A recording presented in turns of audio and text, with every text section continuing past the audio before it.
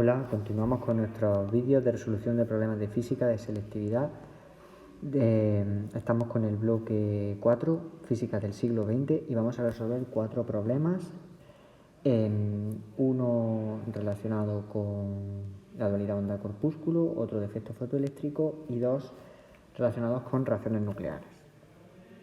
En este primer problema nos dice: se acelera un protón mediante una diferencia de potencial de 3000 voltios. Calcule la velocidad del protón y su longitud de onda de de Broglie. Muy bien. Bien, acelerar partículas con diferencias de potencial no nos debe parecer extraño, pues ya hemos trabajado esto cuando hemos estudiado el electromagnetismo. Si queremos facilitarnos el trabajo, encontrar una situación análoga, podemos imaginarnos unas placas paralelas que están cargadas. Se genera un campo eléctrico uniforme en su interior y sabemos que entre esas placas se establece una diferencia de potencial.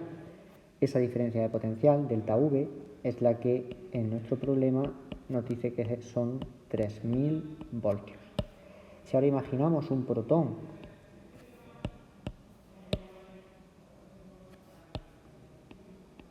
que es acelerado en dicha diferencia de potencial, sufre una fuerza eléctrica vía el campo eléctrico, por lo tanto una aceleración. Esa aceleración que sufre podemos calcularla utilizando la fuerza o la cinemática y luego calcular las diferencias de velocidad, o utilizar, ya que tenemos esa diferencia de potencial, aplicar criterios energéticos, un balance energético. Sabemos que en un campo eléctrico la variación de energía mecánica es igual a cero, la energía se conserva, entonces la energía mecánica inicial tiene que ser igual a la energía mecánica final. En este caso, como entendemos que este campo uniforme, esta diferencia potencial, se emplea únicamente en acelerar las partículas, los protones, podemos suponer que al inicio la energía cinética del protón es cero. Al final solo tiene energía cinética porque sale del campo eléctrico, de esa zona donde está el campo eléctrico. Al principio tiene energía potencial y al final no tiene energía potencial. Esa variación se invierte, de esa energía potencial se invierte en acelerar, en cambiar la velocidad del protón. Por lo tanto, podemos decir que esa variación de energía potencial va a ser igual a la variación en energía cinética. Además, sabemos que la energía potencial es Q delta V, por lo tanto, Q delta V es igual a la variación de energía cinética, o lo que es lo mismo, energía cinética final menos energía cinética inicial, que como hemos dicho, esta energía cinética inicial vale 0. Por lo que finalmente, como lo que queremos no es la energía, sino que es la velocidad, podemos decir que 1/2 la masa del protón por la velocidad del protón al cuadrado va a ser igual a Q delta V. De modo que la velocidad del protón va a ser igual a más menos raíz cuadrada de 2 veces la carga por la diferencia de potencial partido por la masa del protón. Tenemos esos datos en el problema, simplemente calcular. Recordamos, consideramos la variación de potencial positiva, porque lo que queremos es acelerarlo.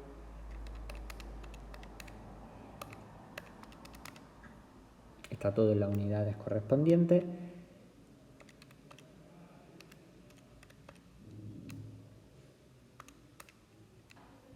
Se obtiene una velocidad de 751,469,15 metros por segundo.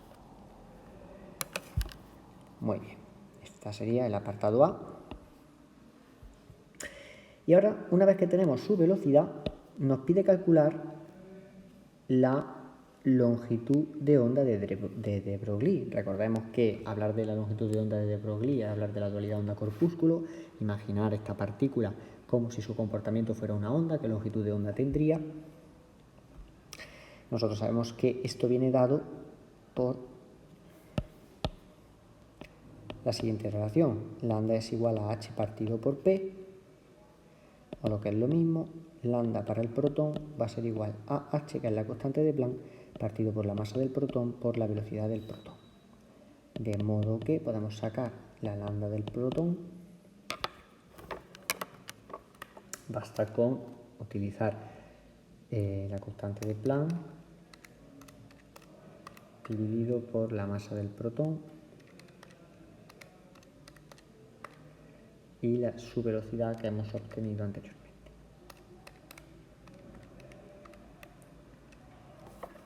Tiene una longitud de onda de 5,17 por 10 elevado a menos 13 metros. ¿Sí? Una longitud de onda bastante pequeña, la frecuencia alta, la velocidad es alta, por lo tanto la masa es muy pequeña, por lo tanto va a salir una longitud de onda pequeña. Muy bien, el apartado B nos dice: si en lugar de un protón fuera un electrón el que acelera con la misma diferencia de potencial, ¿tendría la misma energía cinética? Bueno, sabiendo ya lo que me iban a preguntar en la segunda parte del problema, pues yo ya he aprovechado esta relación y la he escrito bien para que podamos comparar la velocidad del protón con la velocidad que adquiriría un electrón. La velocidad del protón sería 2Q delta V partido masa del protón, y la velocidad del electrón sería más menos raíz cuadrada 2Q delta V, el numerador no variaría, pero la masa del electrón sí. Y es evidente que, como la masa del protón es mucho mayor que la masa del electrón, entonces la velocidad del electrón será mayor que la velocidad del protón, por lo que la energía cinética que adquiriría un electrón sería mayor que la energía cinética que adquiriría un protón. En el caso este del problema, tenemos la masa del electrón, podríamos calcular su velocidad, basta con sustituir. Ahora mismo nos preguntan si tendría la misma, pues ya está. En caso de alguien quiera calcularlo, podría hacerlo. Y luego después te pregunta si tendrían la misma longitud de onda asociada. Es evidente que no podrían tener tampoco la misma longitud de onda. Estamos igual que con la velocidad. Si la lambda del electrón es h partido masa del electrón, velocidad del electrón, y la lambda del protón es h masa del protón, velocidad del protón, es evidente que, como la masa del protón es bastante mayor que la masa del electrón, entonces esto quedaría... es cierto que la velocidad del electrón y la del protón serían distintas. Entendemos, se podría más o menos contrarrestar, pero es evidente que las longitudes pues no serían las mismas. Podemos calcularlo para comprobarlo. Vamos a sacar, si queremos, por ver.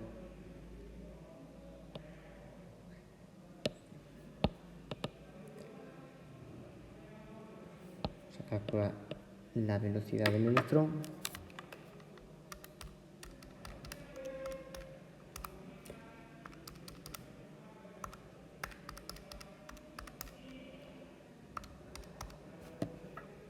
Sale una velocidad mucho mayor, muchísimo mayor.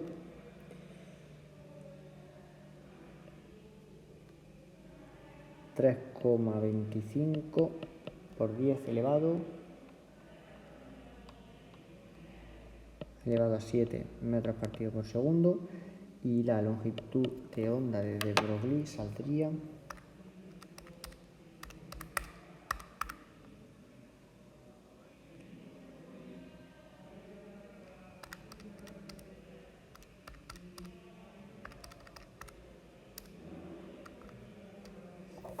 ...2,23 por 10 elevado a menos 11 metros. Hemos visto que la del protón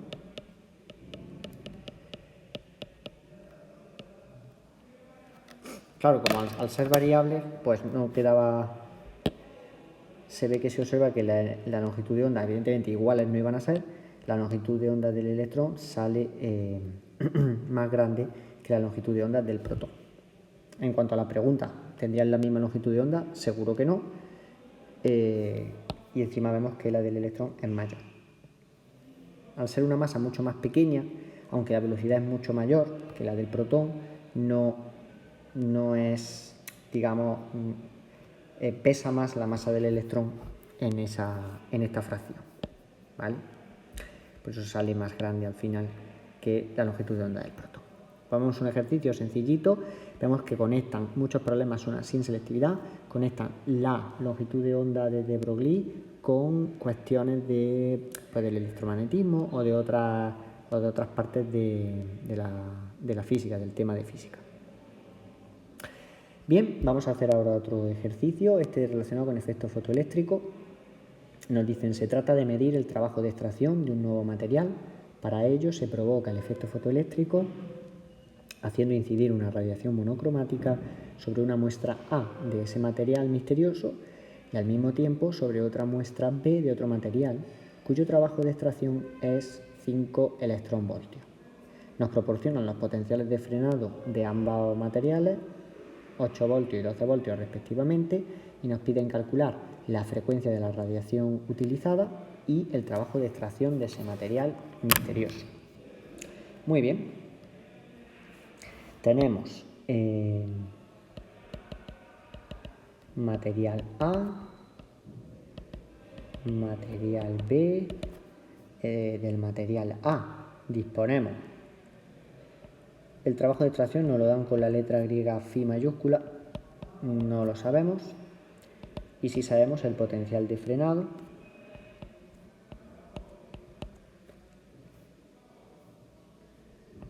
...8 voltios, bueno, nos lo dan sin variación, nos dicen directamente el potencial. VA, 8 voltios. El trabajo de extracción del material B que utilizamos como referencia es 5 electronvoltios. Y el potencial de frenado 12 voltios. Bien, de entrada voy a pasar el trabajo de extracción a julios.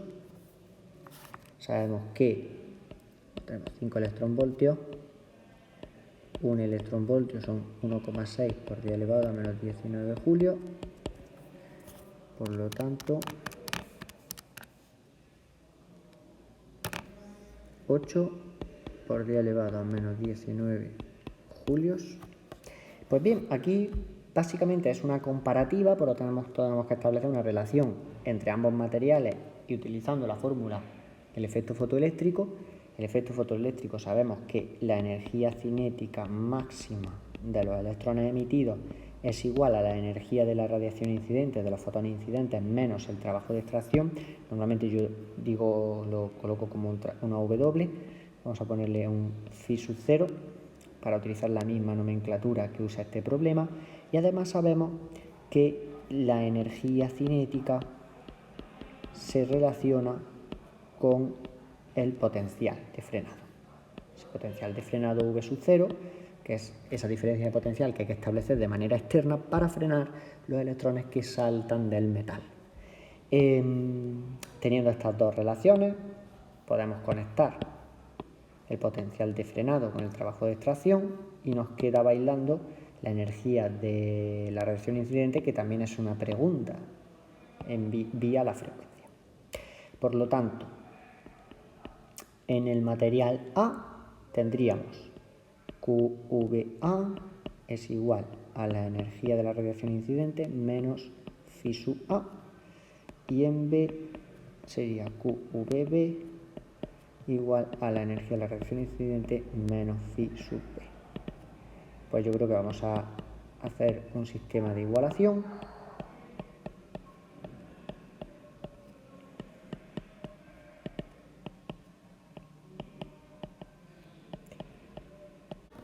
Tenemos entonces aquí el sistema, que como podemos comprobar, de aquí podemos extraer las dos cuestiones, las dos preguntas del ejercicio. Por un lado, la frecuencia de la radiación utilizada, que sabemos que por la ecuación de Planck viene dada por esta energía del fotón, y el trabajo de extracción phi sub A, que aparece aquí en una de las ecuaciones, que bueno, no aparecen las dos, pero son dos ecuaciones independientes.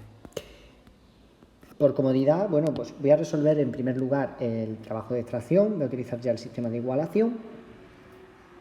Entonces tendríamos que QVA más phi sub A va a ser igual a QB más phi sub B, y ya simplemente pues despejamos. Phi sub A va a ser igual a QVB más phi sub B menos QVA. ¿De acuerdo? Y nos va a dar el valor del trabajo de extracción, que será, pues bueno, con un trabajo similar, un potencial de frenado similar, pues bueno, hagamos unos valores similares. Tendríamos el producto de la carga por el potencial de frenado en B más el trabajo de extracción en B menos el producto de la carga del electrón por el potencial en A. El resultado es 1,44 por 10 elevado a menos 18 julios. Por lo tanto, vemos que es un valor similar al esperado en phi sub P. Y el valor de la frecuencia de la radiación utilizada, pues cogemos por ejemplo la ecuación 2, que viene con los datos que nos proporciona el propio problema de B, y esto es H por F igual a QVB más phi sub B, y finalmente la frecuencia va a ser igual a QVB más phi sub B partido por H. Y la frecuencia pues nos va a salir, haciendo la operación,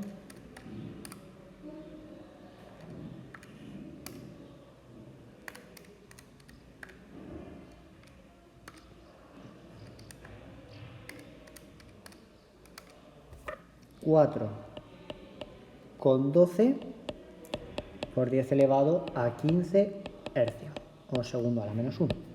Una frecuencia importante, ¿vale? Bien, creo que ya con el tiempo que llevamos, pues se puede ver que hay problemas en los que se plantean dos sistemas o un mismo sistema en dos momentos diferentes. Pues ya un problema de ese tipo nos tiene que llevar a pensar que vamos a necesitar un sistema de ecuaciones, como estamos viendo aquí.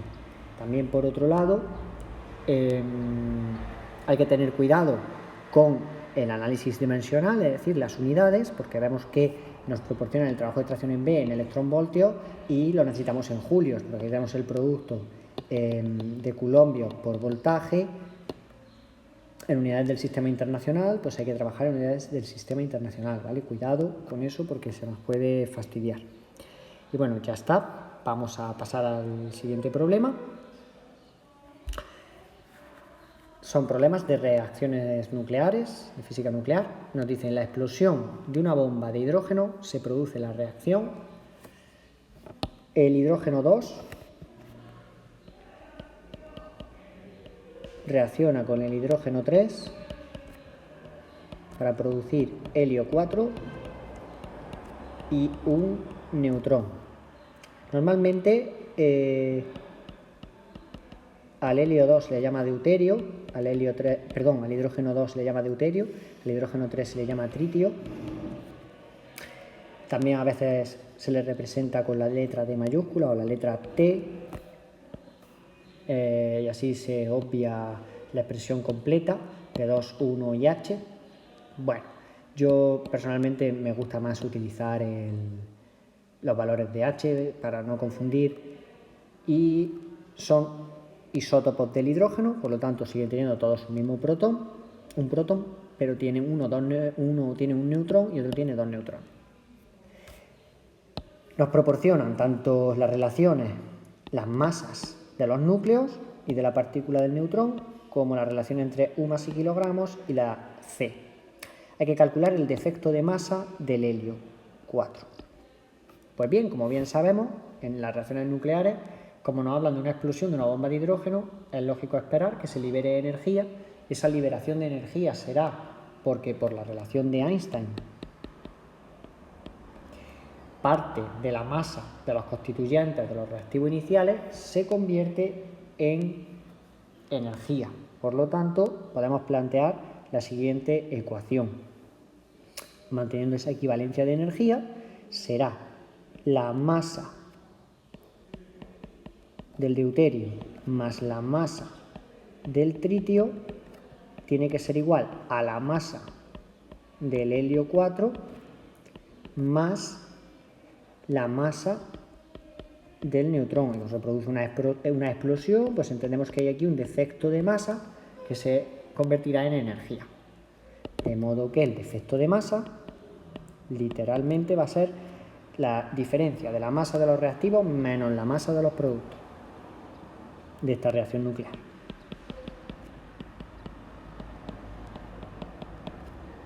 Menos, paréntesis, la masa del helio 4 más la masa del neutrón. Bueno, lo tengo todo en UMAS, pues voy a trabajar en UMAS.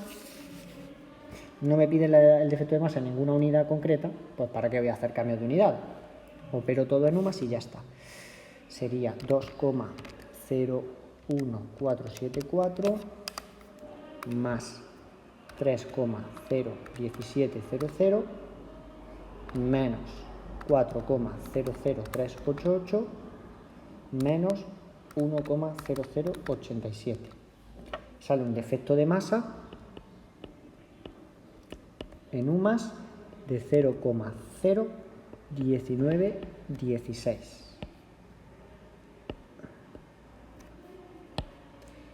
Muy bien, pues ya tendríamos aquí este defecto de masa. La reacción, al contrario, requeriría de energía, es decir, para producir, si se libera energía en la producción de helio 4 y un neutrón cuando colisionan el deuterio y el tritio, al contrario, necesitaríamos proporcionar energía para que de un helio 4 y de un neutrón se produjera deuterio y tritio. El apartado B nos dice, calcule la energía liberada en la formación de 10 gramos de helio. La reacción que nos proporcionan aquí es una reacción que ya está ajustada, digamos, a un núcleo, ¿no? Es una reacción que te da la información por núcleos. Por lo tanto, vamos a calcular la energía que se produce con la reacción en un núcleo y luego después vemos cuántos núcleos hay en los 10 gramos de helio y multiplicamos. Aquí se me ha olvidado poner la U de UMA. Vale. ¿Cómo vemos la energía liberada? Pues muy fácil. Utilizando la relación de Einstein, es evidente que esa energía va a ser el defecto de masa por C al cuadrado. La energía liberada la podemos, si tuviésemos, se puede hacer de varias formas. En este caso, como nos dan el cambio de unidades a kilogramos, lo lógico es utilizar el defecto de masa, pasarlo a kilogramos, multiplicar por la velocidad y entonces la energía la obtendríamos en julios. Pero si conociéramos la relación, por ejemplo, de UMAS a mC cuadrado, pues podríamos utilizar esa relación para calcular directamente. Porque claro, un UMA, voy a poner por aquí arriba, un UMA son 931,5 MEF partido C cuadrado, entonces se podría hacer directamente utilizando las sumas. Como no nos dan esta relación y si nos dan esta, pues lo vamos a hacer en función de la relación que nos proporciona, aunque sería mucho más rápida la relación UMAS MEF partido C cuadrado. Voy a pasar el defecto de masa a kilogramos.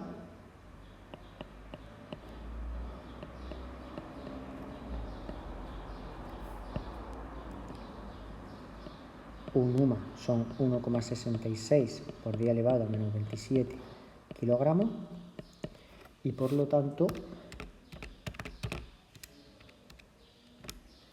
estos son 3,18 por 10 elevado a menos 29 kilogramos.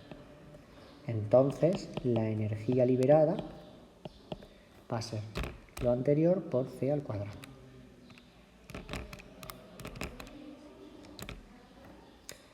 (2,86 por 10 elevado a menos 12 julios).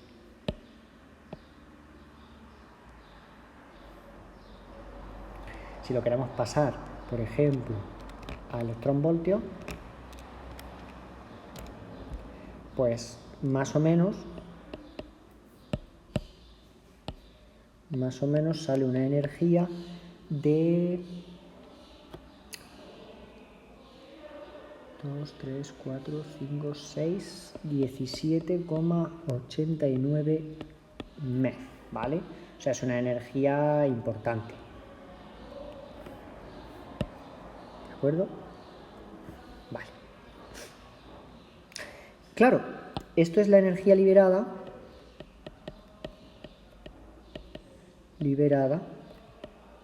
en un núcleo y nosotros tenemos 10 gramos. Por lo tanto, tenemos que calcular primero a ver cuántos núcleos hay en 10 gramos de helio. Para ello aprovechamos esto que tenemos aquí y el dato en 10 gramos. Hay que pasarlo a moles, utilizar el número de Avogadro, etcétera, etcétera. 10 gramos de helio 4,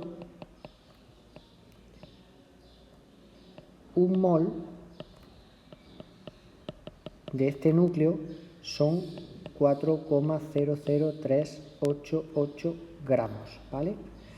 Porque las sumas tienen una equivalencia, son la 12ª parte, la unidad de masa atómica. Entonces, si nosotros disponemos del dato en UMAS, es como si tuviéramos el dato de gramos por mol. De modo que los gramos se pueden pasar directamente a moles, dividiendo. Salen 2,497 moles. Y ahora, claro, 2,497 moles, un mol es el número de Avogadro, es decir, 6,022 por 10 elevado a 23, por lo tanto,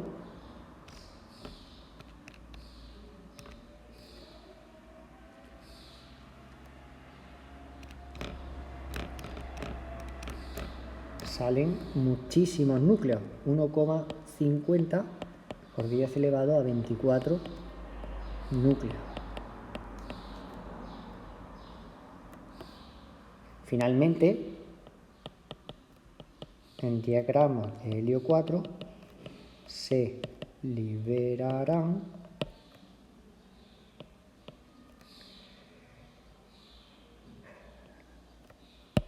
17,89 MeV multiplicado por 1,50 por 10 elevado a 24.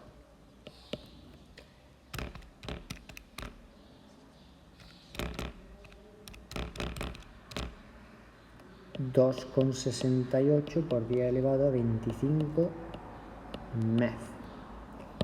Una unidad de medida,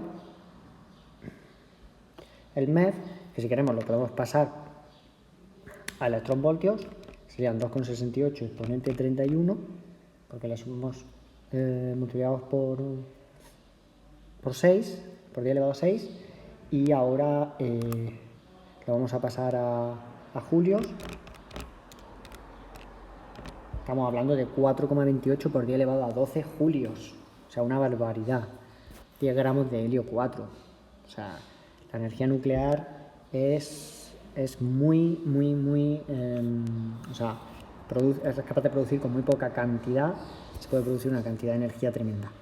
Muy bien, por lo tanto vemos que, aunque parezca un poco extraño que la masa se pueda convertir en energía, vemos que en el fondo la masa encierra una cantidad de energía impresionante. Vamos a hacer otro problema. Fijaos que este relacionaba un poco el efecto de masa, un poco de cambio de unidades. Es cierto que no viene el número de Avogadro. Yo creo que debería venir para poder sacar el dato, porque no nos proporcionan la energía. O sea, los 10 gramos no sabemos cuántos núcleos son, hay que cambiar. Yo creo que debería venir en los datos el número de Avogadro. No viene, bueno. Vamos a hacer el 24. dice, suponga una central nuclear en la que se produjera energía a partir de la siguiente reacción nuclear de fusión. Nos dicen que 4 núcleos de helio 4 se desintegran a oxígeno 16. Determine la energía que se produciría por cada kilogramo de helio que se fusionase. ¿Vale? Esto es una reacción de fusión que vemos que está bien ajustada. ¿Por qué? Porque se cumple el número másico. Tenemos 4 por 4, 16, 4 por 2, 8. Por lo tanto, hay 8 protones, que sigue habiendo 8 protones, y hay 8 neutrones también al final. Claro, esa reacción nuclear cambia el tipo de núcleo.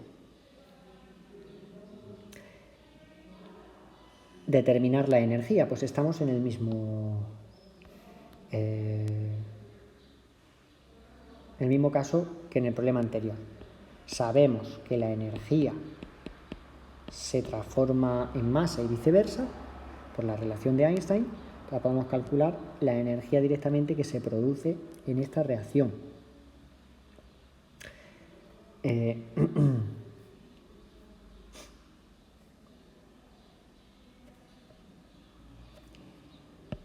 Tenemos que 4 veces la masa del helio 4 C cuadrado tiene que ser igual a la masa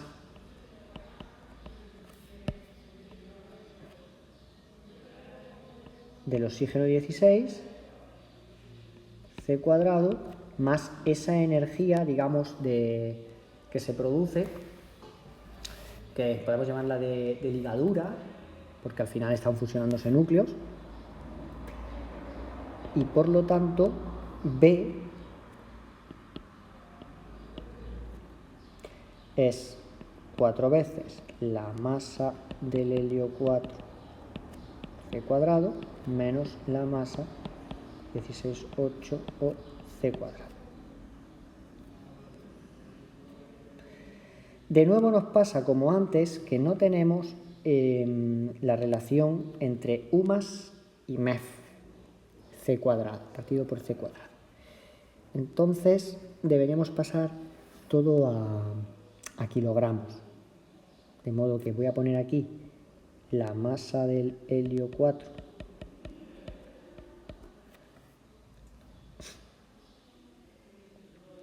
la voy a pasar a kilogramos, o podríamos haber calculado el defecto de masa y luego tal, pero bueno, por cambiar un poco la forma de resolver el problema.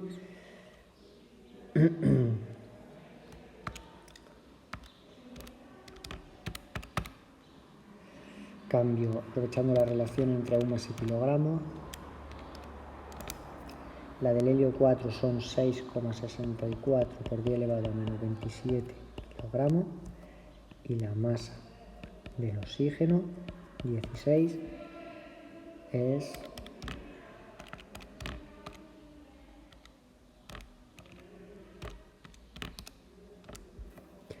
2,65 por 10 elevado a menos 26. Por lo tanto, fijaos que aquí hay un 4, que lo hemos comentado porque claro, al ser 4 núcleos, los que fusionan, pues es 4 veces la energía de cada núcleo. De modo que la energía de ligadura es en una reacción,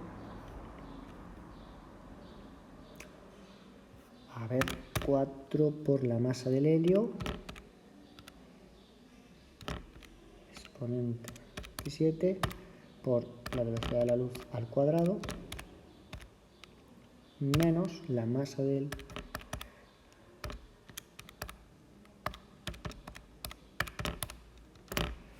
y sale una energía de ligadura de 5,4 por 10 elevado a menos 12 julios, ¿vale? Esta es la energía de ligadura. Claro, esto es por reacción. Y lo que nos pide el ejercicio es por cada kilogramo de helio. Entonces hay que ver cuántos núcleos. Primero hay que ver cuántos núcleos hay en un kilogramo. Y después ver que para cada reacción química, para cada reacción nuclear, para cada reacción nuclear requiero de 4 núcleos, de modo que a lo mejor no puedo producir todas las reacciones, o sea, no es una equivalencia 1 a 1. En 1 kilogramo tengo tantos núcleos, pues el número de núcleos por la energía de ligadura. No es así, porque al haber 4 núcleos por reacción, tengo que primero ver cuántas reacciones se van a producir. No se van a producir las mismas que núcleos. Entonces, igual que antes, 1000 gramos de helio 4. Ahora lo voy a hacer todo de golpe. 1 mol de helio 4 son 4,0026 gramos de helio 4, evidentemente. Y el factor de conversión, 1 mol, es el número de Avogadro. 6,023 por 10 elevado a 23, o 6,022. Luego 1000 por 6,023. Y eso dividido por 4,0026. Y salen en total 1,50 por 10 elevado a 26 núcleos de helio 4. Necesito 4 núcleos por reacción. Entonces se producen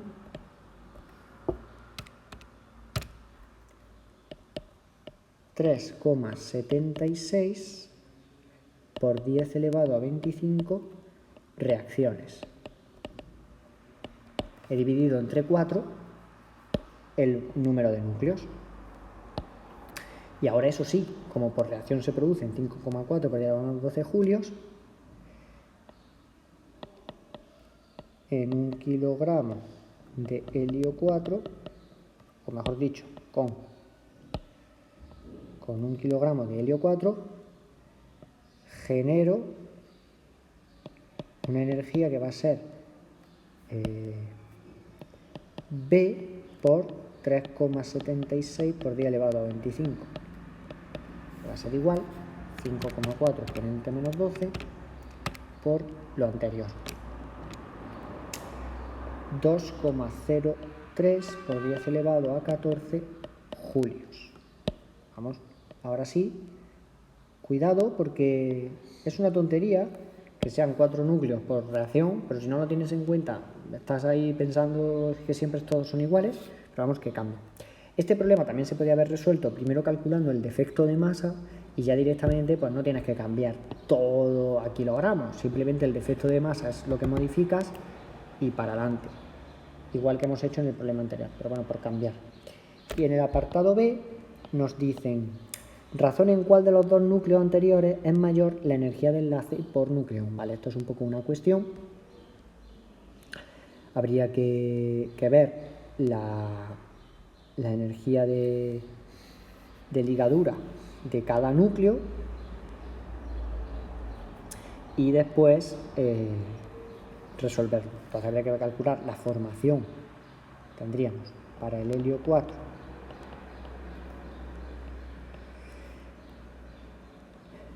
y para el oxígeno 18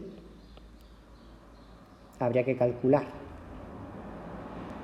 la energía de ligadura, que sería la energía de ligadura para el helio 4 sería 2 veces la masa de los protones más 2 veces la masa de los neutrones menos la masa del helio 4, todo por c al cuadrado, y la energía de ligadura del oxígeno sería 8mp más 8mn menos la masa del núcleo, todo por c al cuadrado. Ahí podemos sacar la energía de ligadura y luego habría que dividir para sacar la energía de enlace por núcleo. Habría que hacer B partido por 4 y aquí habría que hacer BO partido por 16 y ver lo que sale. ¿Vale? Lo que pasa es que no tenemos esos datos. Es más, la pregunta es razón. Entonces, no hace falta hacer ese cálculo. Nos faltan los datos de las masas de protones y de los neutrones. No hace falta hacer ese cálculo. ¿Por qué? Porque para eso tenemos nuestra gráfica de energía de enlace por nucleón. Tenemos que recordar que es una gráfica que más o menos hace así. Sabemos que en el punto más estable está el hierro, que es alrededor de 8 MeV, está más o menos el hierro, y evidentemente, como el número másico va aumentando, aquí tendremos primero el helio 4 y luego tendríamos el oxígeno, porque ambos, tanto el helio como el oxígeno, están por debajo del hierro 56, que es este de aquí. De modo que de manera, digamos, la tendencia es creciente antes del hierro 56 y luego se mantiene un poco constante, aunque decrece lentamente después del hierro 56, que están todos los núcleos pesados como el uranio o el polonio. Entonces, por la energía de enlace por nucleón, por esta gráfica, que aunque no la tenemos, nosotros tenemos que tenerla en la mente, sabemos que tiene esta tendencia y habría que decir que como la energía de enlace por nucleón se representa tal que así, la energía de enlace del oxígeno 16 por nucleón debe ser mayor que la del helio 4, por la tendencia de la gráfica, que son datos experimentales que conocemos. ¿De acuerdo? Evidentemente aquí, si quisiéramos ahondar aún más en el tema nuclear, que aunque aquí nosotros no lo hemos trabajado en bachillerato, es cierto que estamos hablando de dos núcleos muy curiosos, porque en ambos el número de protones coincide con el número de neutrones y muchas veces esa coincidencia, sobre todo para núcleos pequeños, se observa una estabilidad importante. Pero bueno, ese tipo de características, de factores, no los tenemos en cuenta. Es mucho más simple que todo eso a este nivel. Simplemente nos limitamos a decir que por la tendencia de la gráfica, la energía de enlace por nucleón del núcleo del oxígeno debe ser mayor que la del helio. Evidentemente, si yo tengo por sentido común, si yo tengo que mantener 16 nucleones en un núcleo, como son 8 protones y 8 neutrones, de entrada voy a necesitar más energía de ligadura que si quiero mantener 4. ¿Vale? Pues bueno, hasta aquí el vídeo de resolución de problemas. Creo que bastante completo y que nos permite ir viendo un poco, aunque todos los ejercicios se resuelven más o menos igual, tanto los de física nuclear como los de efecto fotoeléctrico, pues se van viendo pequeños detalles que se pueden presentar en selectividad.